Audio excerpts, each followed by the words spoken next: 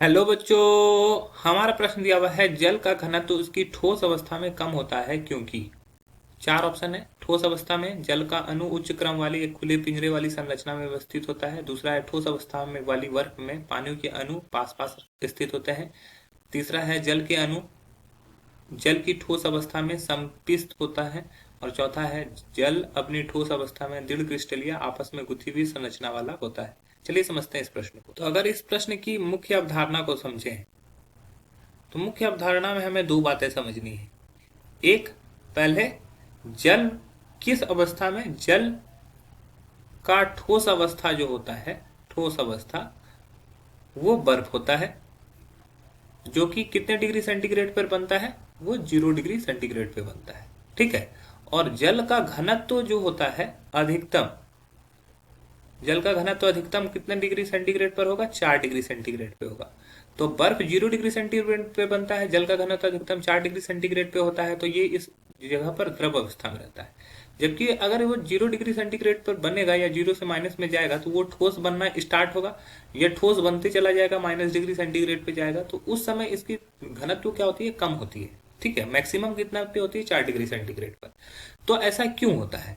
ऐसा इसलिए होता है कि जब हम लोग बर्फ बनता है, बर्फ की संरचना, बर्फ की संरचना को समझने से ये हमें समझ में आएगा।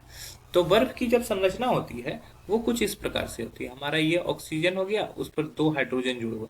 ठीक है, सपोज कर लो दो हाइड्रोजन। ये हाइड्रोजन क्या करता है, एक बना लेता है हाइड्रोजन बॉन्ड, ये भी एक ऑक्सीजन से हाइड्रोजन बॉन्ड बना लेता है। अब क्या करता है कि ये ऑक्सीजन से दो हाइड्रोजन फिर से जुड़े हुए हैं, इससे भी दो हाइड्रोजन जुड़े हुए हैं। ये क्या करता है, ऑक्सीजन से जुड़ जाता है, ये हाइड्रोजन बॉन्ड बना लिया, ये हाइड्रोजन बॉन्ड बना लिया। इस तरह से यहाँ पर क्या होता है, ये हाइड्रोजन बॉन्ड इधर से बन गया। ठीक है, यहाँ पे हाइड्रोजन बॉन्ड बना हुआ है, ये ऑक्सीजन कहीं हाइड्रोजन बॉन्ड इस तरफ से बना लिया, ये हाइड्रोजन बॉन्ड इधर से कहीं बना लिया, ये हाइड्रोजन बॉन्ड इस तरह से बना लिया। तो ये एक तरह का क्या होता है, खुले पिंजरे वाला, खुले पिंजरे वाली संरचना होती है। खुले पिंजरे वाली एक संरचना होती है जिसमें आधे से ज्यादा खाली रहता है, ये स्पेस बहुत बड़ा होता है। ठीक है, ये क्या है, खाली स्थान है, जहां स्थान खाली स्थान अधिक रहता है। लगभग आधा जो होता है वो खाली ही होता है। तो अगर खाली होगा तो इसका मॉलिक्यूल दूर दूर होगा और उसका घनत्व क्या होगा, कम होगा। जबकि द्रव अवस्था में क्या होता है कि इसके जो अणु होते हैं वो पास पास होते हैं, जिसकी वजह से क्या होते हैं कि ये द्रव अवस्था में इसका जो घनत्व होता है वो अधिक हो जाता है। तो हमारा जो पहला दिया हुआ कि ठोस अवस्था में जल के अणु उच्च क्रम वाली एक खुले पिंजरे वाली संरचना में व्यवस्थित होते हैं, ये बिल्कुल सही है। ठीक है, ये बिल्कुल सही है।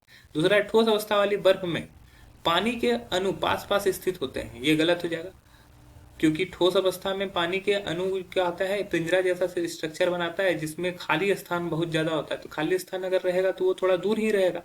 जल के अणु जल की ठोस अवस्था में सम्मिलित होते हैं, ये भी गलत हो जाएगा। और चौथा है कि जल अपनी ठोस अवस्था में दृढ़ क्रिस्टलीय आपस में गुथी हुई संरचना वाली होती है, ये भी गलत हो जाएगा।